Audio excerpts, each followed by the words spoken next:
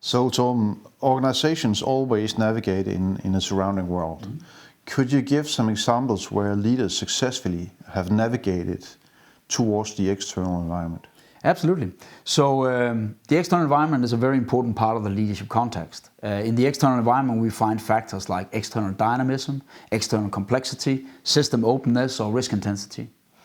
And if you look at that, I worked with an organization that shifted. So they went into new markets, which meant that their external dynamism, which is how fast do things change in the external environment and how predictable is it? So the less predictable and the faster it changed, the higher dynamism.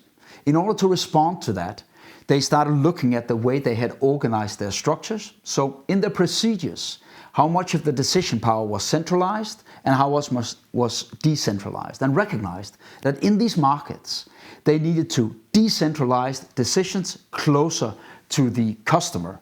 And that meant that they needed to start working on the culture, which is the empowerment culture, the part of the culture where the employees make the decisions on the spot in order to respond fast enough to the changes in the market.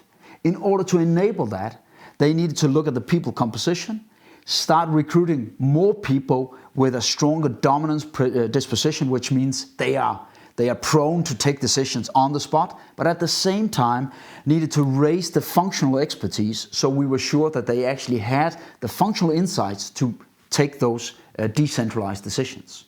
So this is a very strong example of saying meeting a market which behaves differently by looking at how do we change our procedures, processes, decentralizing them, formalizing them a bit more so we got more clear guidelines, building the culture so people dare to take the decisions, ramping up the expertise and starting recruiting profiles that are more prone to making the decisions locally.